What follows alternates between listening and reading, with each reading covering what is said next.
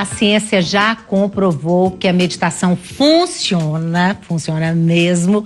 Médicos indicam atividade com frequência cada vez maior, maior concentração, mais produtividade, melhora do humor, menos estresse e mais felicidade, né? Esses são só alguns benefícios garantidos por quem pratica meditação.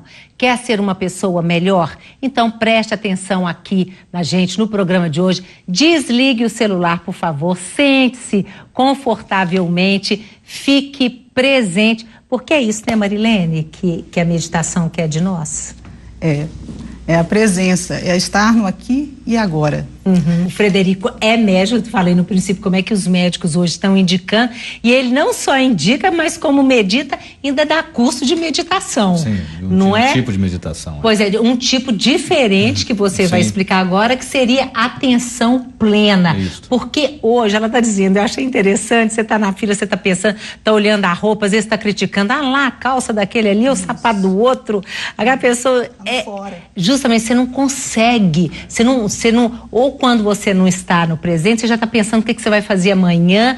Eu fico assim, meu Deus, que obsessão, né? Que cansaço que dá. É isso que está acontecendo com a gente? É porque a meditação é, na verdade, o treino da sua atenção. É você conseguir colocar atenção naquilo que você quer. Ou seja, eu estou aqui agora no estúdio, eu estou com vocês dois, prestando atenção no que vocês estão falando. E a forma, né? Ou seja, a presença é exatamente isso. Que se você não estiver presente, a sua atenção está vagueando para algum outro lugar. E como você falou, isso hoje é estudado cientificamente, ou seja, a ciência ela vem demonstrando o que as tradições já sabiam. E a forma de meditação que é estudado sem nenhum cunho religioso chama-se atenção plena ou mindfulness. E nós podemos fazer uma analogia do cérebro para a pessoa entender como que funciona e como está relacionada a atenção. E eu diria até a doenças, né, como déficit de atenção e hiperatividade. Depressão, estresse e tudo mais. Se nós pudéssemos considerar uma analogia brilhante de um psiquiatra americano chamado Dan Siegel, que ele fala o seguinte: se você considerar que o seu antebraço é a coluna vertebral, quando a mão começar aqui, você tem o tronco, que é a ponte, que fica aqui, o cerebelo. Você tem o seu dedo, o polegar, se eu colocar ele no meio da mão, ele funcionaria como o sistema límbico, que é a parte das emoções do meio do cérebro. E o córtex, que é aquela parte toda enrugada do cérebro, são os nossos dedos aqui. Para você ter uma ideia, toda essa parte primitiva do cérebro, mais para baixo, ela tem 600 milhões de anos. A parte da frente, que é a parte mais importante, que é a nossa testa, que é o córtex pré-frontal, que por isso que só ser humano tem testa, macaco não tem, ela tem 300 mil anos. Então por isso que é tão fácil você escorregar e cair nas suas emoções mais primitivas, porque nós temos uma preferência pelo sofrimento. Eu vou fazer um exemplo bem simples, o sabor. Uma molécula neutra na sua língua, se você jogar uma molécula de açúcar, ela é identificada no meio de 200 moléculas neutras. Mas uma molécula amarga é identificada no meio de 2 milhões de moléculas neutras. Nós temos uma preferência pelo sofrimento, porque as emoções negativas foram muito importantes para a nossa sobrevivência. Não, inclusive o seguinte, parênteses, dizem as pesquisas nossas que notícia ruim corre 7 vezes mais rápido que notícia boa. Exatamente, então a preferência só que você há de convir comigo, e muito como a Mariana falou, como vocês, estar na fila do banco não vai te matar, mas o seu corpo reage como se estivesse diante de um bicho lá na pré-história. Esse é que é o problema, ele tem uma preferência pelo sofrimento. Mas olha que bacana a metáfora. Então, se você considerar que quando você pratica meditação, você treina a sua atenção. O treino da atenção vai para cá, pro córtex. O treino do córtex pré-frontal, que é esse.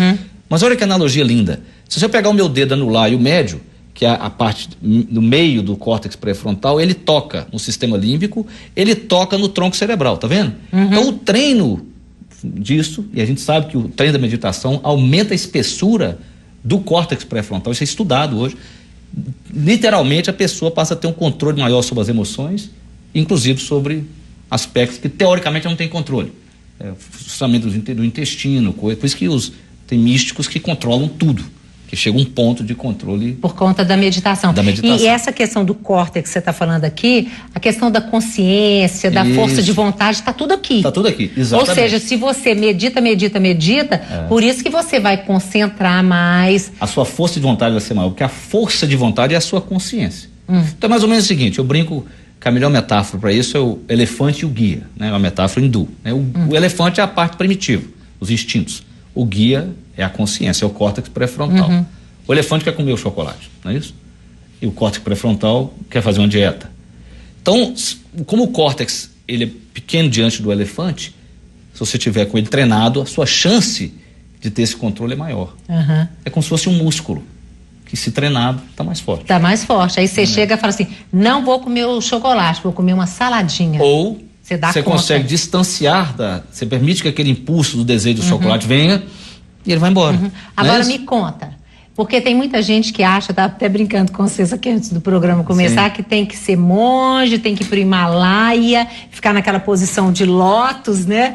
Para poder, né? E aquela coisa, que meditação é muito difícil, você não consegue chegar. Eu tenho até várias participações já chegaram hoje. Tem gente aqui falando, eu não consigo e tal. E enquanto tem muita gente, a Flaviana Léo falou, a prática da meditação mudou a minha vida. Hoje mesmo eu meditei às 4 horas da manhã. Aí tem uma pessoa aqui dizendo que, eu vou achar daqui a pouquinho, falando que não é tão fácil, que custa a ter o resultado, né? E não é bem assim, né, Frederico? Eu acho que é como tudo na vida. Você fala assim, vou começar uma atividade física hoje. Se você vai andar, vai cansar. Se você andar mais um pouquinho. Então é a mesma história. Sim. A pessoa não entende que o bem é a prática de. Então, a partir do momento que eu treino a minha atenção, vamos supor, é claro que no início, eu costumo dizer assim, você vai sentar para focar na sua respiração, vou dar um exemplo de uma técnica. Vai vir um pensamento, nossa, amanhã eu vou estar no programa da Roberta e eu não preparei o equipamento, eu tenho que ligar para o fulano. Uma coisa é esse pensamento vir e eu deixar ele fixar. Outra coisa é falar, não, eu trago a atenção de volta para a minha respiração e o pensamento passa. Claro que isso no início vai ser difícil, mas é a prática de fazer que vai te tornando melhor. Toda vez que você não consigo, você ainda não praticou. Aí você fala assim, eu não consigo correr ou caminhar 2 quilômetros. Não, você não começou ainda. Você vai caminhar 100 metros, depois 200. É a mesma história. Então, a prática já vai te trazer uma diferença. Pois é, agora essa prática eu até perguntei para ela, é escolher um ponto, um foco, um objetivo, um mantra, não sei se vocês trabalham. É a prática da atenção, porque o Raja Yoga trabalha com mantra, né? Sim. Mas, por exemplo, no seu caso, é atenção naquele momento? Como é que é? No caso do Mindfulness... Como é que você explica isso no seu curso? Não, eu explico assim, então é a prática da atenção. Vão ter tradições que vão usar sons, imagens, e você pode... Música você não usa? Nós usamos basicamente a respiração, é o foco na respiração. Porque a consciência da respiração, a respiração é a principal ponte entre a parte do seu cérebro que você controla, do seu sistema nervoso, e a que você não controla. Por exemplo, nesse exato momento, você não tem consciência do batimento cardíaco que você está tendo. Mas você tem um controle se você interferir na sua respiração, você muda a sua frequência cardíaca.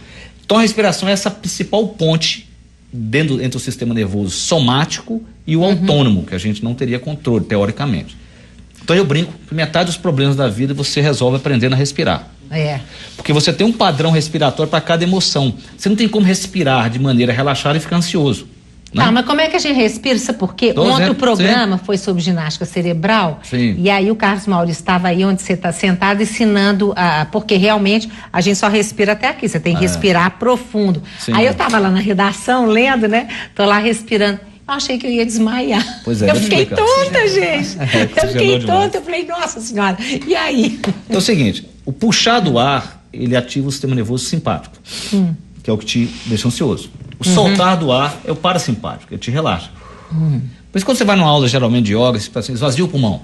Porque a tradição sabe que quando você soltar o ar prolongadamente, você vai relaxar. Então quando ele fala para você respirar fundo, eu brinco é o seguinte, você tem que puxar o ar e soltá-lo prolongadamente. De forma que a expiração seja pelo menos o dobro da inspiração. A maioria de nós respira como? Você puxa o ar aqui em cima e não solta. Você respira curto. Porque se você respirar longo e respirar pelo abdômen, por que o abdômen? Porque como você fizer, você alonga o seu diafragma, não é isso? E alongando o diafragma, você estimula o sistema nervoso parasimpático. Pois é, mas a gente pode fazer isso só na hora que estiver meditando ou você consegue fazer isso durante todo o dia? É igual quando você começou a aprender a dirigir. Você só conseguia preocupar com a marcha e com a embreagem. Agora você conversa com uma pessoa do lado e não deve falar até no celular. Não é isso? Então, você vai conseguir controlar, tá atento à sua respiração, mesmo não dispersando ela, porque você treinou. Mas no início, claro que você não consegue fazer isso. Mas então eu fiquei tonta, isso é normal. Quem não está acostumado... Porque provavelmente, né, entrou muito mais oxigênio. Oxigênio, mas aí não, tá, você falou que a gente tem que soltar muito. Mas dá o mesmo efeito, porque você diminui a quantidade de gás carbônico e também fica tonta. A proporção oxigênio e gás carbônico muda. Então, às vezes Ou seja, então a gente tem que prestar atenção na respiração e quando a gente está... Olha aqui, tem uma telespectadora, Rosalina Gomes, ela falou assim, olha, o resultado não é imediato, depois eu queria falar com vocês sobre isso, que parece que em pouco tempo a gente pode conseguir resultado bom sim. Meditar é controlar a mente, mantê-la tranquila. É possível meditar em qualquer lugar, mesmo em locais barulhentos, basta você se desligar. Perguntaram ao mestre de Aikido, assim, mas o senhor nunca sai do seu centro, né? Ele falou, não, eu saio a todo momento. A questão é que eu volto rápido para ele. Isso mesmo.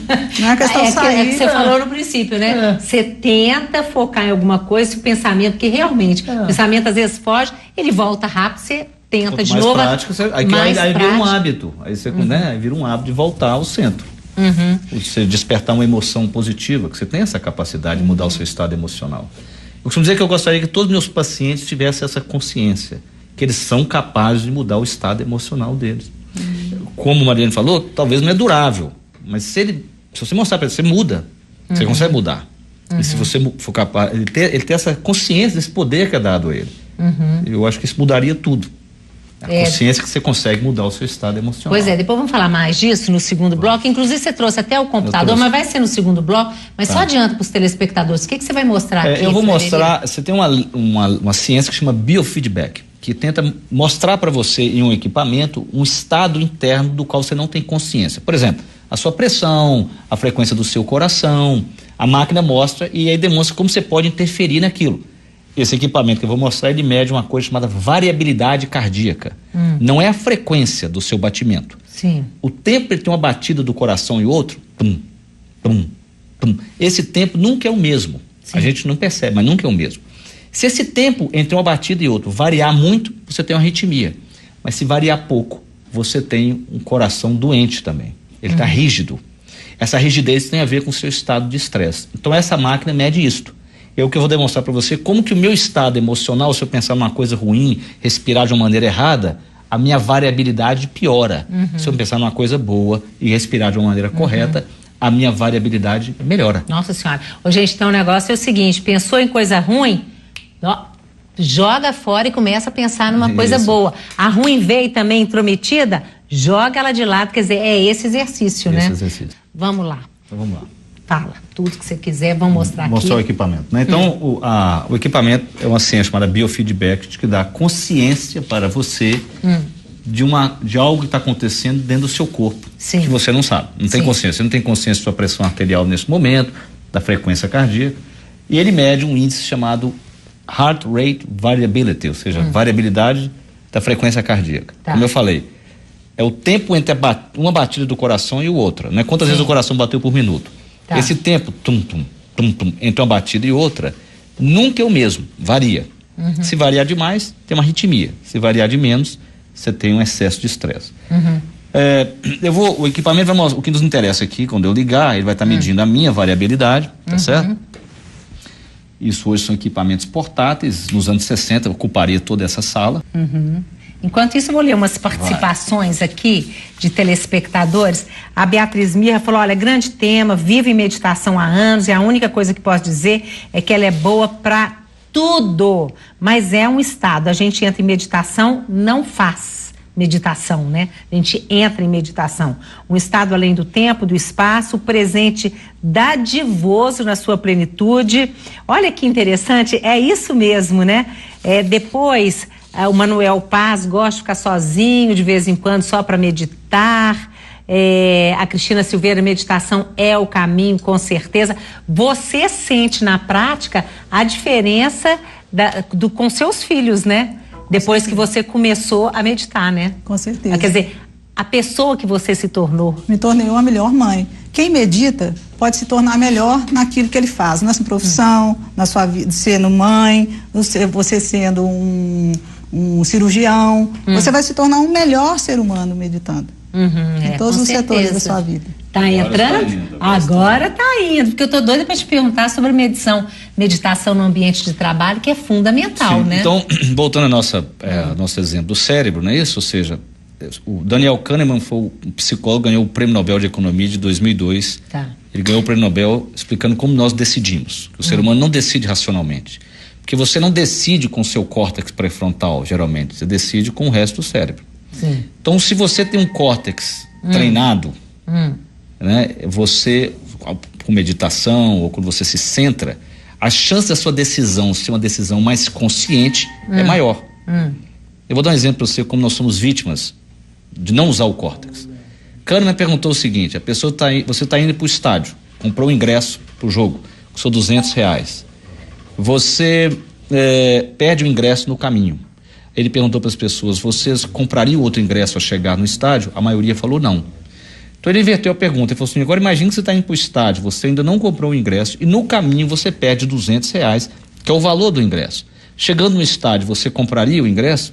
A maioria compraria. É R$200 do mesmo jeito, só que no primeiro caso, a dimensão não racional da mente tem a sensação que está pagando 2 vezes pela mesma coisa. E assim a gente decide todo o tempo. Então, decisões complexas, você teria que ativar o seu córtex pré-frontal para tomá-las. E é centrando, parando no presente, prestando atenção no que a gente está fazendo. Conta aí. Então, exatamente. Então, se você vê aqui, ó, aqui é o vermelho, tá certo? Ou seja, isso mostra que como a barra vermelha está maior, eu não estou no estado coerente. Como a Marilene falou, geralmente a gente sai com muita facilidade do estado. O que eu vou fazer aqui agora, eu vou mudar minha respiração e no que eu estou pensando, e você vai ver que o vermelho vai diminuir e o azul vai aumentar. Você vai acalmar.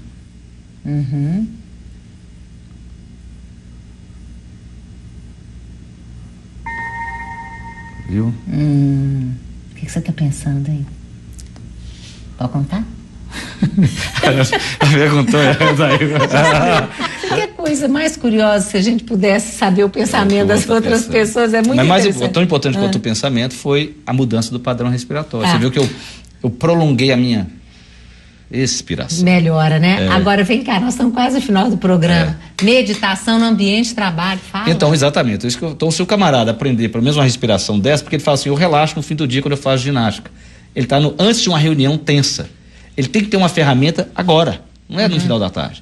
Se ele aprender a respirar, se centrar, ele consegue. Então a ideia do curso que nós vamos fazer dia 25, né, agora de abril, vai às 14 às 19 horas de um sábado à tarde. A pessoa vai ter experiência de usar um equipamento desse, ela vai entender como ela é capaz de modificar o estado emocional dela, igual eu fiz aqui. E, além disto, nós vamos ter práticas, né, de mindfulness, ou seja, junto ela vai levar, ela vai praticar nesse período e ela vai ter consigo mesmo técnicas que ela vai poder usar no dia a dia. Você brinca que é jeito da gente aprender, igual a gente faz manutenção na casa da gente, no carro, em tudo, é a gente fazer uma manutenção na gente mesmo. Nós temos que aprender a dar manutenção nas nossas emoções, na nossa mente, como a Marilene falou, o alimento que entra para o seu cérebro. Me conta, para a gente terminar o programa, termino com você, finalizando essa questão, o que você não disse da meditação, ou então um exemplo para as pessoas começarem a meditar hoje? Eu acho que se pudesse dar uma dica é isso, elas passarem a prestar atenção na respiração delas e começar a ver que cada padrão respiratório está relacionado a um estado emocional. E se ele mudar a respiração daquele jeito que nós falamos, ele muda a emoção. Que é inspirar profundamente. Soltar o ar prolongadamente. Soltar o ar, não depressa. Devagar, prolongado. É interessante, porque quando a gente está nervoso, você fica, né? Uma coisa. Aí tenta fazer. Aí eu brinco que o amigo vai te ajudar e fala: respira fundo, Roberto.